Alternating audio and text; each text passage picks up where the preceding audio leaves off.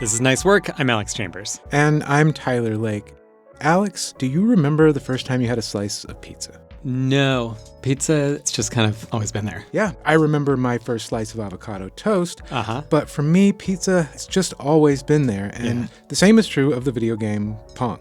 Yeah, always around. For me too. I would say that maybe you and I are both Pong natives. Yeah, digital natives, no, Pong natives. Right, exactly, Yes. not digital, but Pong at least. And speaking of Pong, you talked with author Raiford Guins about how Atari and Pong kicked off an industry that today makes more money than the film and the music industries combined. I did, and our co-host Kate Young checked out an unconventional art talk at the Eskenazi Museum of Art.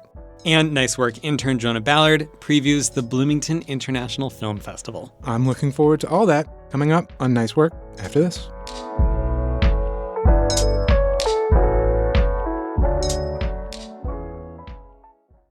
This is Nice Work. I'm Tyler Lake. My guest today is Raiford Guins, professor and chair of media studies in the media school at Indiana University. His latest book, King Pong, is a fun but refreshingly comprehensive look at the rise and proliferation of Atari through its most popular game, which is Pong.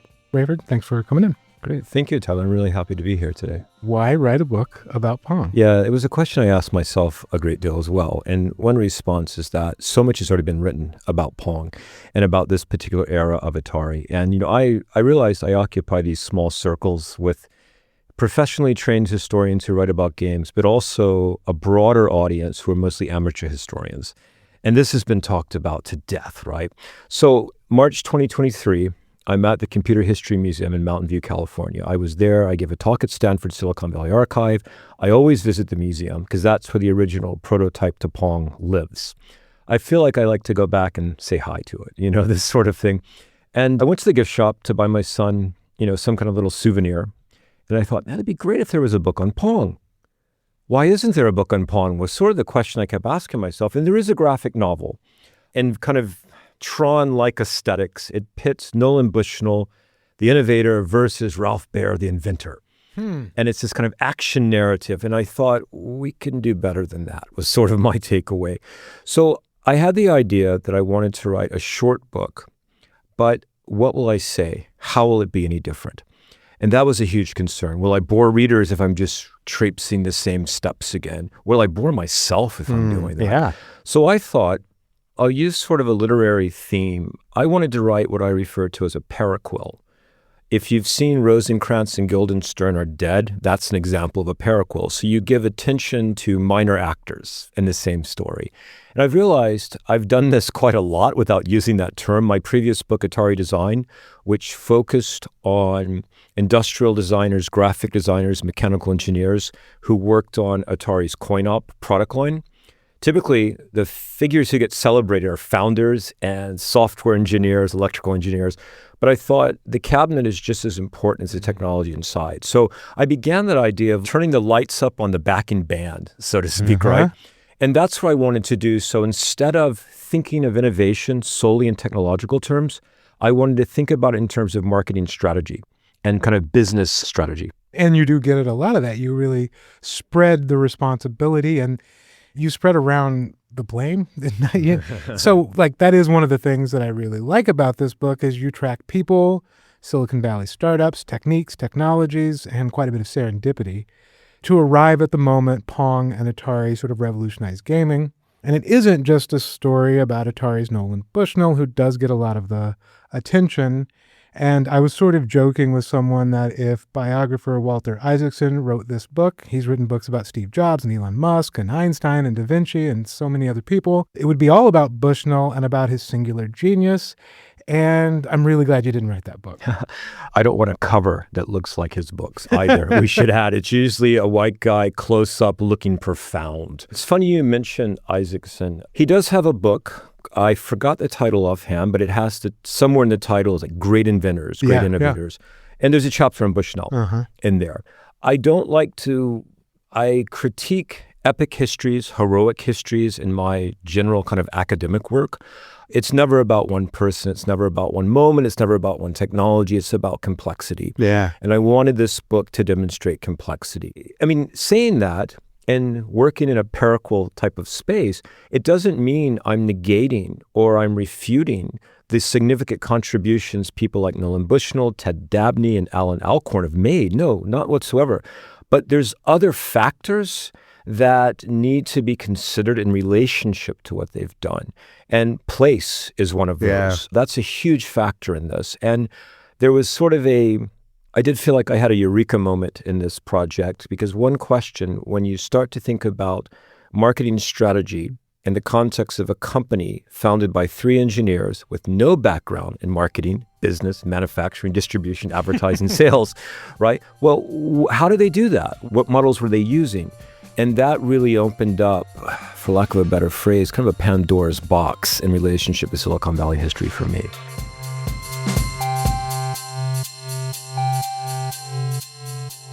You paint a scene that takes place in a dentist's office that had Bushnell not gone to, was it Bushnell or was it Alcorn? No, it was Bushnell. Bushnell had not gone to the dentist that day, and the dentist hadn't been talking to someone else. Really strong likelihood none of this would have happened. Yeah, and the scene you're referring to, I was quite privileged. Going back quite a few years now, maybe 10 years, there was a IEEE event held at a federal, this sounds weird, at a federal credit union in Sunnyvale, California. They got former Atari employees to come in to give talks. Evidently, they use this space a lot for like history of tech talks. So my colleague who heads the Silicon Valley Archive, Henry Lowood, and another colleague, Leslie Berlin, who at the time was researching her book, Troublemakers, which is a book based on interviews around kind of innovation in Silicon Valley. We were front row, and Bushnell and Alcorn are there, and there were other software developers present, but those two stole the show, right?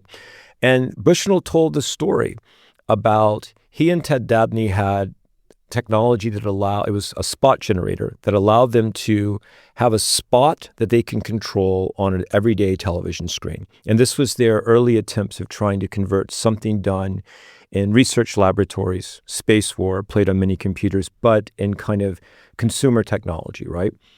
And he mentioned that he was at his dentist's office, and he did a really good job explaining this, right? So the dentist, he's trying to talk, he's asking questions. And I think at some point in the conversation, Bushnell mentions this sort of after-work project that he and Dabney are working on. And the dentist says, well, hey, wait a minute. This is me imagining that scene. Mm-hmm. I have a patient. His name is Dave Ralston, and he works for a company in Mountain View called, what was it called? Nutting Associates, right? So then Bushnell joked, well, when my mouth, when the numbness was over with, I made a call. And the kind of moment that's exciting around this, from Bushnell's point of view, was that the coin-op industry is based in Chicago, not Silicon Valley. And here is a coin-op manufacturer, kind of in their backyard, so to speak. And so, yes, there is this wonderful moment of serendipity, and you do think to yourself, well, what if the dentist didn't make small talk? What if Bushnell didn't feel like talking that day? Where would we be now? So that's just a beautiful what-if sort of scenario. And that's a very well-known narrative. Bushnell tells that narrative quite a bit about the dentist office. I think when I was sitting there front row, and you can watch these videos on YouTube, and kicking around this idea for the project, wanting to tell the same story slightly differently, I guess you would say, a question occurred to me. Okay, so there's a coin-op manufacturer in Mountain View, California, and then we know where we go from there. Bushnell reaches out.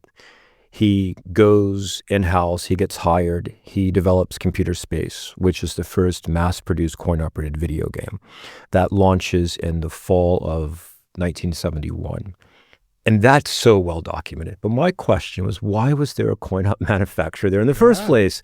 And nobody's asked that question. And I have to say, if I'm thinking of an academic audience, this is a contribution I hope many will feel has been made in that respect. If I'm thinking of a non-expert general audience, I need to tell a good story about this. And the story itself, I think, is really fascinating because in asking that question, I revealed kind of a backstory to the history of games that goes to a name that we do not associate with video games, and that's Eugene Kleiner.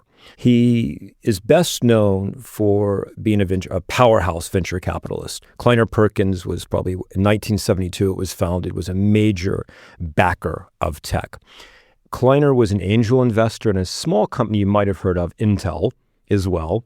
And then when we start to connect some dots, so after these kind of physicists and a few chemists and engineers left, they moved into Fairchild. They eventually left Fairchild.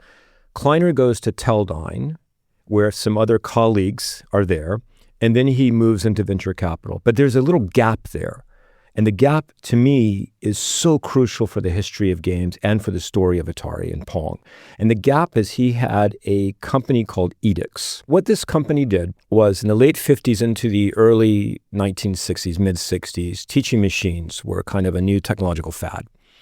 And I learned that a lot of these machines were sold sort of on encyclopedia routes, which is quite fascinating, door to door. And basically, in a nutshell, a teaching machine was designed to enhance the kind of teaching learning experience. These could be used in K through 12, university, medical, military establishments, institutions.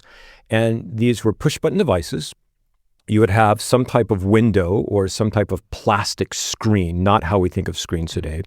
A question would be shown. You would have a series of buttons, A, B, C, D, and you would push a response. So students could work at their own pace. It would also alleviate kind of the grading process. So these were meant to be educational tools, right? At one point in time, and this is such a wonderful story, at one point in time, there was a joke made. Hey, put a coin chute on that teaching machine. No one knows who said that, right? So what Kleiner did was create kind of a subdivision within Edix called Scientific Amusement Machines. And they produced one product. And that product was Knowledge Computer. And this was a teaching machine that moved into the world of amusement. And William Bill Nutting was hired. He was already working at Edix, but he was sort of tasked with distribution, sales, kind of advertising for Knowledge Computer. Now, how do the dots connect, right? Okay, Edix eventually sells to Raytheon, who Raytheon Manufacturing is known for microwaves and missiles, right? Yeah. And then Kleiner goes his own way with investments. Nutting buys the rights, transforms Knowledge Computer into Computer Quiz, founds his own company in Mountain View, California. That's the company that Bushnell works for when developing computer space. And when you look at the form factor of Computer Quiz, it feels like a lot of the things we're familiar with, certainly I'm familiar with growing up in terms of an arcade console. It seems like they're working out some of the kinks and how these things are shaped there. Yeah, that's a really good point. I feel like I've kind of based my career on determining what those kinks are in certain cases. Computer Quiz is not a video game. Okay, it is a electromechanical machine, and you have a nice walnut veneer cabinet. It looks good. It looks like a small jukebox, if you want a comparison. Has a beautiful blue front face where all the control panels at. Nutting promoted that as IBM Blue. You know, trying to connect an intelligent amusement machine to the world's leading kind of computer technology company at the time. Because it's not a computer. No, it's not a computer. But it's not a computer. Yeah, I mean, this is what I love about this story. There's a lot of ballyhoo in relationship to this because using the name was a marketing ploy to take their product into markets that coin-operated amusement machines could not penetrate. Universities, student unions, really trying to, I guess, up the status of how we looked at coin-op machines. So when you look at a lot of their promotional materials, recreational centers, arcades, or amusement rooms aren't even mentioned. It's universities, it's student unions, it's department stores, eventually hotel lobbies. So the idea was to make products that could kind of expand where these machines could be placed in public. The cabinet is deemed tasteful for a number of different locations. The one thing I will say about Bushnell is he is primed for that Walter Isaacson style profile. Absolutely. There's a lot of drama. Controversy, yes. Right? And he's part of the scene that you open the book with. Mm-hmm. Can you really briefly recount that scene and kind of how that launches us into the rest of the story? Yeah, the scene you're referring to is Andy Capp's Tavern in Sunnyvale, California. And I felt like it became a running motif. I'm always going back to the bar, back to the bar, back to the bar. And the reason the bar is so prominent is the prototype to Pong was placed there in August 1972.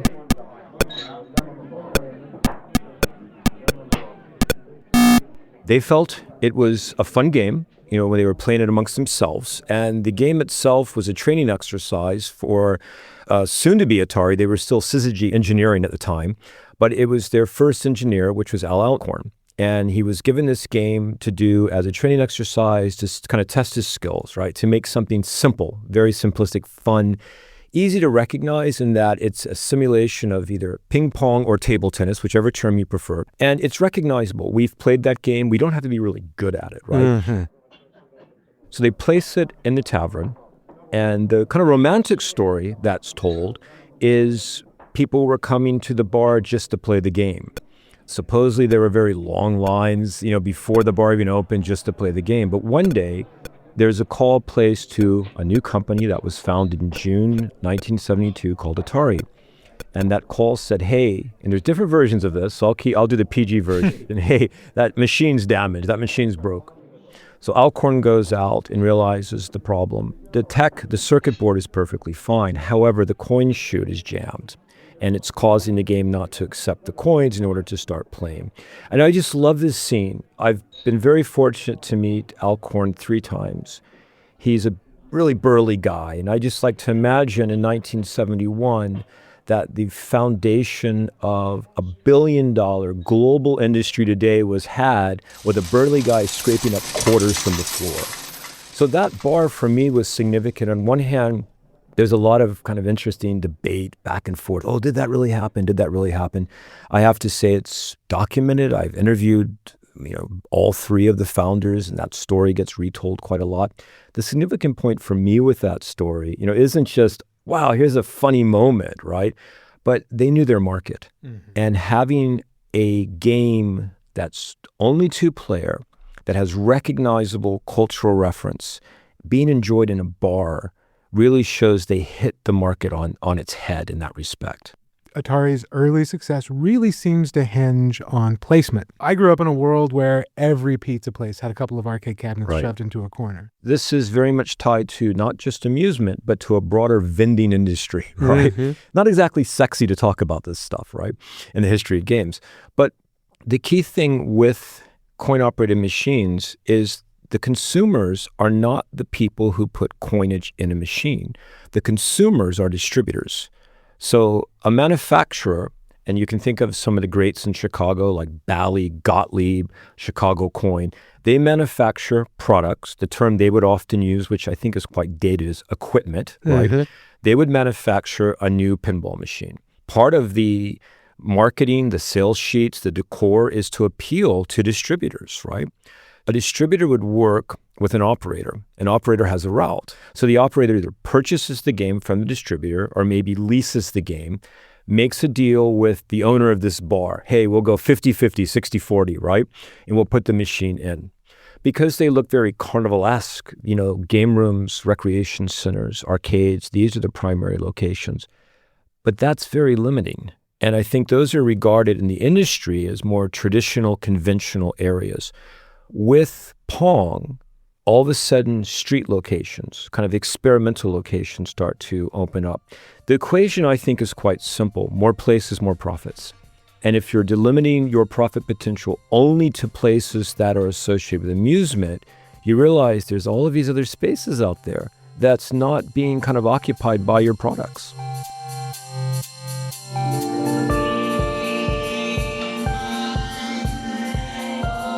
To switch a little bit and kind of talk some about the home market. Mm-hmm.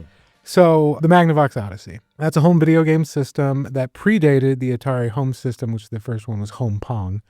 You use that as a way to sort of compare and contrast some of the stuff that worked for Pong and Atari. Can you kind of break down the fate of Atari and the Odyssey and what Atari was doing that the Odyssey failed? Okay, this is really complex. And I think I feel this was a bit of a bold gesture in the book.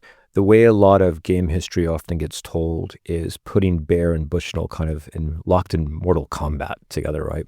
And the reason for that is when Bushnell was still working at Nutting Associates, he went to a Magnavox kind of new product expo in Burlingame, California, and he saw the Odyssey demoed. So he saw Bear's, Bear did the brown box, and he worked for a military company called Saunders Associates. So they gave him some seed money to kind of develop this consumer product. So he eventually had the brown box, the prototypes, go and strike a deal with Magnavox to release this new game that you plug to a home everyday television. So Bushnell saw this, and then all of a sudden Pong comes out. So Magnavox made more money suing companies, right, for a copyright violation than it actually did on Odyssey sales. There were 350,000 total units of the Odyssey sold. So that's one reason many people don't have childhood memories of playing this game. There weren't a great amount out. I don't want to pit inventor, innovator against one another. The key thing for me is this. Let's compare the Magnavox Odyssey released in 1971 to the coin-op version of Pong before we talk about the home Pong. Pong, the coin-op version, was released into an existing industry that has its roots in the 19th century. We've kind of covered some of this already, right? Why is that important? You've got trade publications. You've got national... Which, can you tell me the name of? I love the name of the trade publication. You've got Cashbox. Now, one thing about Cashbox, it's funny, this was designed for the jukebox market, right? Oh, right, okay. And this is where a lot of recorded sales would happen for what are the top singles in these jukebox each week, right? There were maybe 3 pages towards the end, devoted to games, coin-op amusements. So you have an infrastructure in place. You've got manufacturers, you've got distributors, you've got operators, everything's there. Okay, so even though Pong is a different type of coin-op amusement, it's got a television screen, and everything you're doing, it's not in a pinball playfield. You're not peering through a periscope to launch missiles. You're playing something on a flat screen. Okay, there's that scenario. There's an industry. It can move through these networks and circuits. There was no video game industry for the home in 1971, right? So here you have a product that doesn't make sense to consumers. This would be my take at least, right?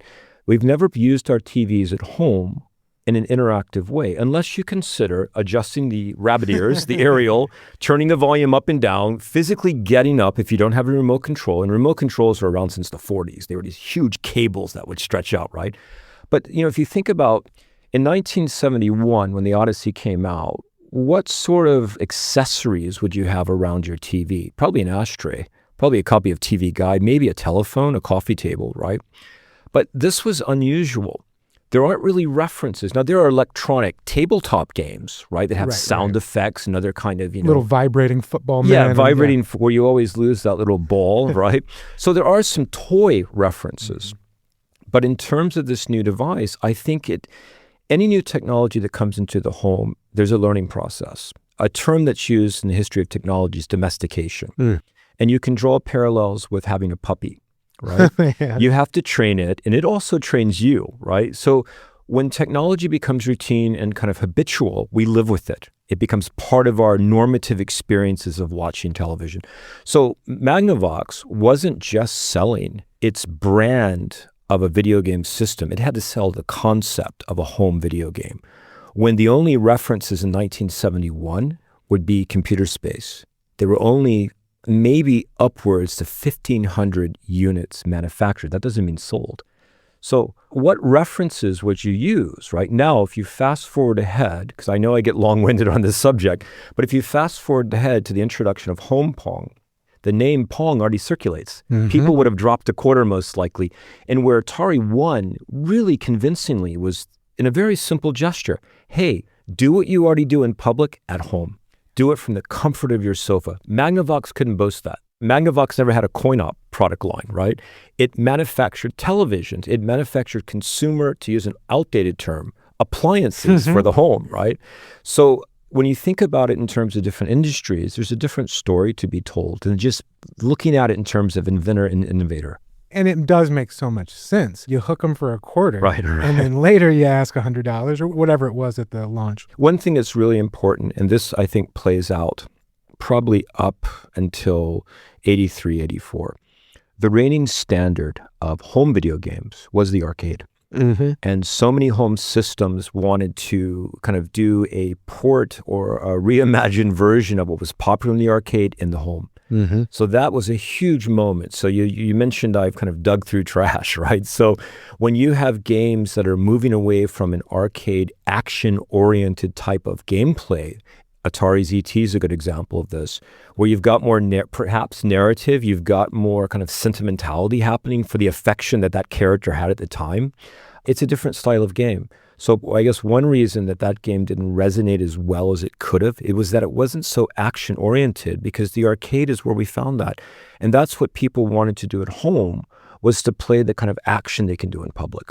So you really emphasize, which I think is important, the physical design in the success of Atari, especially in the early coin-op days. Yeah, I'm happy you picked up on this, because this was my rating question. Okay, so the success of Pong wasn't just a fun game. Okay, the machine did not have any graphics, with the exception of the word Pong, and a sans serif letter set, rub-on letters, right? It has, many would say, kind of a handsome, kind of walnut veneer on the sides. It's low. It's only it's under 5 feet. I think it's like 4.5 feet. It has a flat surface, ideal to put a drink on top, right? It has a yellow kind of bezel, and then you have a television screen inside of it. It's quiet. It's short. It doesn't take much room to play, right? Okay, why does that matter? Atari promoted this product around a particular concept, and that concept is sophistication. That because it didn't look like pinball, it could gain access to locations where pinball could not. So the kind of areas that Atari was pushing its games were like cocktail lounges, hotel lobbies, right? These types of places where one, space is premium. And if you put, say, a loud, clinky pinball machine in a sophisticated kind of, wine bar, let's say, it's going to ruin the ambiance, whereas Pong is quiet. Eventually, Atari introduced a new cabinet style called the cocktail table, where you could sit down and put your drinks on top. So that was huge. Part of Pong's success was that it did not look like a coin-op amusement. And when you start to have so Pong comes out, it starts shipping in California in November 1972. By 1973, you've got all of these kind of other companies starting to make their own versions, right? Not only do they knock off the gameplay, they knock off the cabinet style as well, right? So they too have utilized wood veneer, no graphics. And that was, Atari really pushed that. Where did the idea come from? It's the same language that Nutting Associates use for Computer Quiz, right? So on one hand, bravo Atari, because not only do you introduce a new category of a product, you also become the leading company in this time period other companies are starting to follow, right? By knocking off and making their own versions. But that whole concept is owed to your previous employer going back to the mid-1960s. Atari did it better, I would say, than Nutting Associates, because not many people know about Nutting Associates, but the name Atari is ubiquitous with gaming, let's say. It becomes a metonym. By the time the VCS comes out, people would simply refer to home games as Atari. Oh, you've got an Atari, and that's an Intellivision, right? But the name just circulated so profoundly at the time. What was significant also about understanding their products as sophisticated, they could use that to also kind of tout technology, right? It's solid state. Other companies aren't doing it as well as they are. They're from Silicon Valley, so that's another kind of feather in their hat to being like a forward-looking, sophisticated company. And Bushnell did something that is really important. Not only do they have products that are sophisticated, Atari distanced himself from that old kind of moniker, amusement, altogether by 1974, when they kind of rebrand as innovative leisure. So in a way, what I think is significant with this is you sort of leave like an older curmudgeon industry behind when you're making slick, new, modern, contemporary machines, state-of-the-art technology, and you're also inventing a new way of understanding the industry you're in.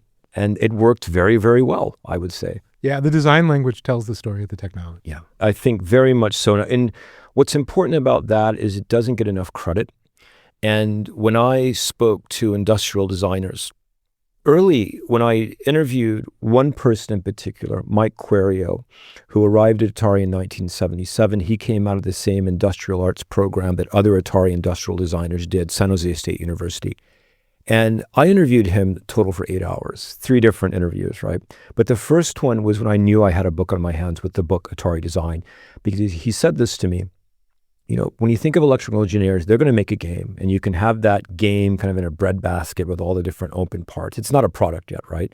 So you have this circuit connected to a TV, and that game's going to be played like that over and over. It's the same game, right? But the cabinet creates the experience. And I thought, wow, there's my book right there. The cabinet creates, what does he mean by that? Well, the visual dynamics, as you walk by, you see artwork, original custom type on the attraction panel. You see these cool science fiction space scenes or bold lines in racing cars. And, that part of game history is something we often don't think about because the screen gets so much primacy. What I sort of joked about is look off screen. You see an entirely different industry in professional training.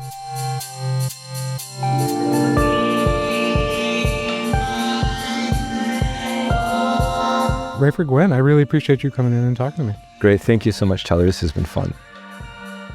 You can find King Pong and Guins' other books at rguin.com. That's rguins.com.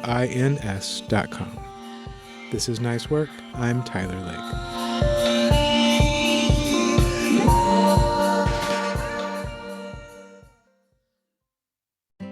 This is Nice Work. I'm Kate Young. And I'm Alex Chambers. And we're here today to talk about the Eiffel. The Eiffel is a building, first of all. It's on the corner of 4th and Rogers here in Bloomington. And it's a historic building that used to be... Something to do with cars. Yes. And we'll learn more about that in a minute. We'll make sure to. Yes, we have Angela Caldwell with us today. But first, I just wanted to kind of set the scene for what the space is like. So you walk up to the building, and it's a yellow brick building with these big garage doors and then a few smaller sort of regular doors as well. Through one of the big windows, you can see into this big gallery space, which we'll describe in a minute. You'll see a guitar shop. A bakery on the corner. A bakery on the corner, Rainbow Bakery. Right. So walk us through the door, Kate. So you enter the space, the main gallery space, and it's a huge, it really has that industrial feel. You've got concrete floors, you've got kind of exposed trusses on the ceiling. Also a bunch of ventilation ductwork. Ventilation and ductwork is all visible, and it just has kind of a rough, artsy, urban kind of feel to it, which is a little surprising in Bloomington. There just aren't a lot of spaces like that. It's finished enough that the walls are white and you can display artwork, right? But it also still has this kind of rough, unfinished look to it as well, and feel. There are also some doors that go into small studios all around the space. Exactly. Well. So it's a gallery surrounded by artist studios, which is really beautiful. It is. Now that we've set the stage, let's learn about the actual business of the Eiffel or the organization that lives inside the building. And to help us understand that, we have Angela Caldwell. Angela, thanks for being with us today. Hello, thanks for having me. We've invited you to talk with us about your role in the community art space and to learn about the history of the building and just what you have going on at the gallery. So let's start with the basics. What is the Eiffel and what is up with that name? The Eiffel is a very old building. I think it's from the 30s, although Cynthia Brubaker, I have to give her all the credit. She is a historical preservationist, and she had eyes on the building many years ago. I've been in Bloomington. It'll be 13 years this fall. And as I was coming to Bloomington, she had just taken possession of the building with Daniel, a local ceramicist, and their intent was to have primarily a community ceramic studio, an educational center, as well as studio space to help pay the rent. Through a lot of iterations, it has become what it is now. Daniel is no longer part of the building. I have stepped in. I ran a similar space in Benton Harbor, Michigan, and was integral in starting their community art neighborhood.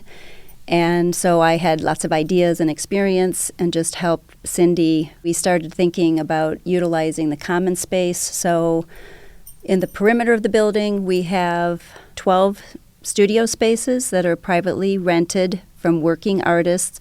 Some have their businesses in their space. Some are part-time artists. some share. That was the original intent of the building, is to have community artists space, and that continues to be. Like studios. Studios. Yeah. Yes, working studios. And that continues to be one of our primary focuses. And to keep rents low and affordable, we realized that we had all this big unused space. Right, so it's a big space. It's a very big space. And when I tell people what I do, and this is all on a volunteer basis, they think I'm crazy. We have 3 rotating shows every month. So Cindy and I sit down and plan 3 exhibitions every month, on top of private space rentals. We've had beautiful wedding receptions. We've had fundraisers for politicians. We've had the punk scene was real integral for a while, playing music. They still have shows, which has really been exciting just to see how the building has become a real central part of especially that corner, but also as Bloomington at large. It's really a favorite place to hang out. Yeah, to me, it really does feel like an artist community, and it feels like a community space. I've been to poetry readings there. I've been to experimental art shows. I've been to Zine Fest. I mean, just so many different Cicada things. Cinema uses us. Yeah. Buffy Prom. Buffy Prom. What was the building originally? I believe a car dealership. So that's why it has the big bays. That's why it has the big garage doors. At one point, I think there was even a gas station on the side because there seemed to be some tanks or something that had to be removed. So it's been... over on the Rainbow Bakery side? Yes. Right. Yes. Yeah, that makes sense. Huh. Yeah, Okay. Rainbow Bakery, they're a real anchor for us also at the space. They're part of the Fell building. Okay, that's good to be clear. So so there's also food. Food. Yeah. Everything. Good food. Everything you need, really. Exactly. And coffee. Yes. Exactly.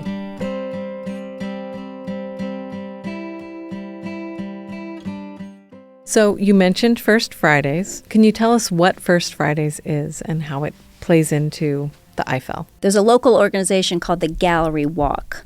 You can be a member of Gallery Walk. It's a paid membership where they have a website and they promote all exhibitions going on in Bloomington. So now we are formally a member of Gallery Walk, and it takes place on the first Friday of every month.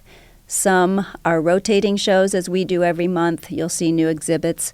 It's just a walkable gallery experience, very social, enlightening, educational event. And it's free to the public for people to come out and experience art. And that is where you open your monthly exhibits. Yes. That is at First Fridays. Yes. New exhibitions, that is the reveal, I guess you'll say, on First Friday.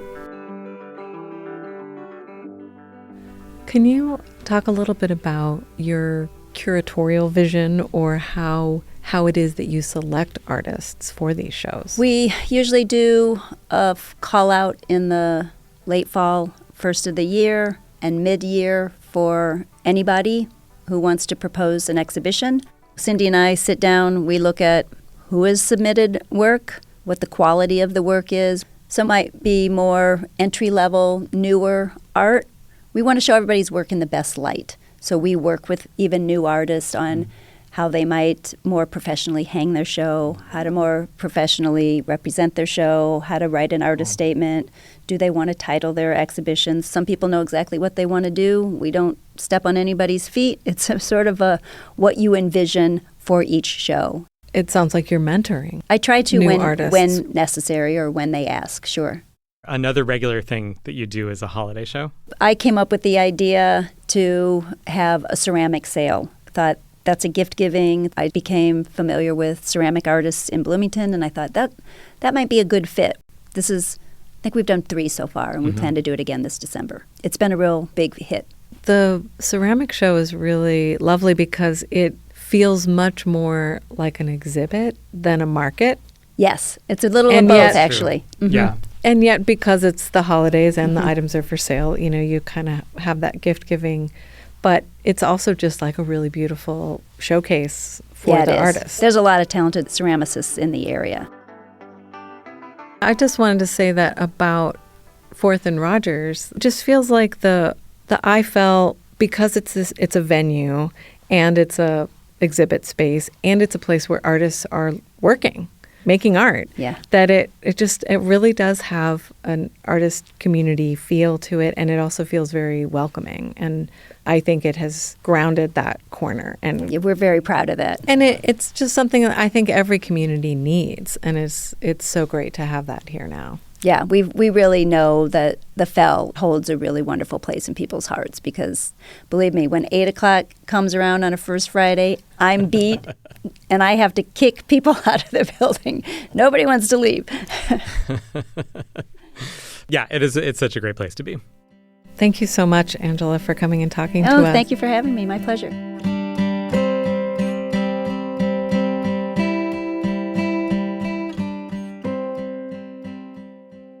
You can find out more about the IFEL at ifelbloomington.com and stop by the Fell Art Market to check out the current exhibitions and to purchase work by artists in southern Indiana.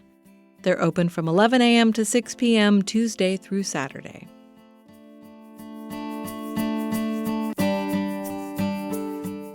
More nice work after the break.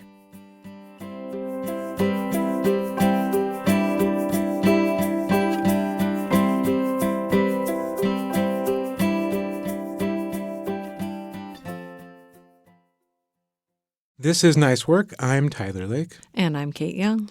And Kate, I found a flyer somewhere for a show called Puppies, and it looked really interesting, and I guess you went and checked it out. So what is this? Yeah, I did go. Let me just ask you, what do you think of when you think of an artist talk? A lot of people in chairs. The artist sits at the front. There might be a slideshow. They're standing at a podium, sounds amplified. It's about 45 minutes with 15 minutes of questions at the end. Yeah, exactly. So this was that, okay. Kind of. But when you walk in, yes, there's a screen. But in front of the screen is this inflatable mattress covered in a lime green sheet with maybe a blanket on it. And the lights, whatever you call those, track lights above. Track lights above, yeah. Those all had kind of a green, I don't know, kind of neon green. Okay. And so everything in front of the screen was kind of bathed in that color. And then Layla Reichert, who is the contemporary art curator at the Ashkenazi Museum of Art, introduces Puppies. Her full name is Jade Guanaro Carrico Olivo. Without further ado, this is my friend Jade, known as Puppies. So then Jade comes out, and she's dressed in this costume that's basically just covered in leaves. Okay. And she comes in and reclines on this mattress, and there's a laptop there on this mattress. And she proceeds to do the artist talk from this position. She basically just goes through her work. You've been to a lot of artist talks. Yeah. So, I mean, besides the fact that she was in repose on an air mattress, what did you get out of it? So she's a performance artist. She's done a lot of really wild things. A lot of her work really does deal with being a trans person, being a trans artist, and how she moves through the world. One of the works that I was most moved by was something that she did in a gallery in Saskatoon in Canada, and it's called the Ramée Modern. And this was back in 2019, and the exhibit was called Body Fluid and then Blood in parentheses. Part of what was amazing about it was that it was in this community that had a lot of Indigenous folks living there, and they were dealing with an HIV crisis. Okay. And so she really chose to incorporate that. I was like, let me work with what's happening in this location. Just the idea of blood and how for a long time queer people couldn't even donate blood. Right. And blood is like this dangerous fluid, and needing to be contained. And so she had like this refrigerator with glass over it that had a pint of her own blood in it, in one of those like bags that you might see like an IV bag? For a blood transfusion. Yeah. But it was walled off in this, case. It was like a portrait of blood that couldn't be used or couldn't be donated. And then all over the floor were these, those things that you grip when you're giving blood, to like those little stress balls that you squeeze. Yeah. But they're like in the shape of a red drop of blood. She had a room in the gallery that was private, that you could go in and close the door and get an HIV screening. Wow. Okay. Yeah. Wow. And then they also had counselors available for the results of those screenings. And then there was also some shuttle to the blood donation site. There was all of this like real practical elements incorporated into the exhibit. And this was a free gallery, so it was like we turned it into a community space essentially. And then all this kind of information about HIV and blood transfusions. It was really interesting. And formally, it was stunning. Find Puppies Puppies on Instagram at Puppies Puppies Jade, all one word. Puppies. I am so bummed out that I missed that talk. Me too. It seems so interesting. But luckily, this next thing is in the future. Intern Jonah Ballard has the skinny on the Bloomington International Film Festival. It's never been easier to make a film. You can shoot something on your phone, edit it on your laptop, and have a finished product by the end of the week. But getting people to actually watch it, that's the hard part. Yeah, there's nothing sadder than making a film and then like you show it to your mom and maybe a few other people and she loves it and that's nice. Or she doesn't love it, then you're like crushed forever. Like that's hard. That's visionary director Kevin Weaver, part of a group of filmmakers in Bloomington, Indiana, trying to change this lack of visibility. He was brought in with festival film director Matt Rice. Our founder, Byron Walter, a filmmaker, an early conversation with him, a motivation was, it's never been easier to make things, but it's never been harder to get those things seen. They started something simple, a place to show their work, a place to meet other people doing the same thing. They called it BIFF, the Bloomington International Film Festival. And so Bloomington being a scene full of scenes, there's so many subcultures that are popping off that I feel like I learn about something new that's been around for 5 years, almost every other week. He endeavored to partner with some of his friends and local hangout people over at Bishop to create something where his work and then kind of our local filmmaker group could show our stuff every year. And it's grown since then. So BIFF became something more than a screening. It became a room full of people who actually care.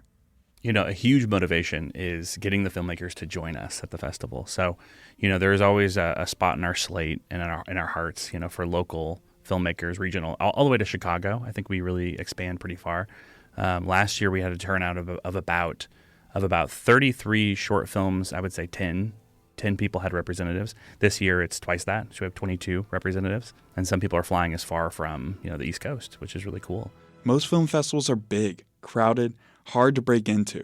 BIFF isn't that. Here you don't just watch the film. You meet the person who made it. You talk about it. You argue about it. You sit next to them at the bar after. What I love about it too is you're not to get to watch a film and then talk to the people who made it. As a filmmaker myself, that's always such a joy to be able to interact with other filmmakers and other film fans and film friends. So it's a really good crowd and it's really intimate too, which is nice. It's a well attended event, but it's not too big, so you actually can talk to the filmmakers. The films themselves, they don't have to be perfect. No big budgets, no massive crews, just something real. Yeah, it's like I go to movies in general to feel feelings. And so we want to take you through that roller coaster. And what's cool is oftentimes you're picking what film you want to watch on any given night. So this is a curated experience where you're going to have a roller coaster of emotion. You'll laugh, you'll cry, you'll see something from different countries, something local. So, again, you're going to have interesting conversations, you're going to be exposed to interesting things, and you'll be a more interesting person after you leave. And maybe that's the best part. It doesn't feel like a festival. It feels like a night out. It's in a bar, people are talking, drinks in hand, someone walks in halfway through a scene. It's messy, it's social, it's alive. The Bishop has a beautiful space, and they've retrofit their sound in the last 2 years, a year. So it's even better for exhibition for films rather than just bands. With that being said, there's a very saloon-style door that opens and closes anytime anyone in the audience wants to grab a beer or go to the bathroom. So there are moments that get punctuated constantly, in the middle of comedies, in the middle of dramas. And we have a bar with drink tickets, accessible very close. So we do tend to, I think cinema, we want to be serious. We want to be able to convey cinematography and show people really great pieces of work. But we do tend toward things that are a little bit lighter, a little bit more Saturday, Friday night kind of, you want to be engaged, but you also want to get a beer and you might miss something and someone might walk in and break your concentration. We want this to be accessible to everybody. And so there's a pass for like every day if you want to do that as well, or you can get an individual night. I just got my pass for all 3 days last night. I'm excited, and I hope we get to, make some new friends. This year, BIFF will be held April 3rd and 4th at its usual spot in the Bishop. If you want to join us there, find tickets at biff.love. That's biff.love. For Nice Work, I'm Jonah Ballard. You've been listening to Nice Work, a production of WFIU, WTIU, and Indiana Public Media. You can find us at ipm.org. This episode was produced and edited by Tyler Lake. We get production help from Danny William, Holly Wilkerson, Carl Templeton, Leo Pies, Jillian Blackburn, and Jonah Ballard. Our theme music was composed and performed by Alan Davis. Additional music from Universal Production Music.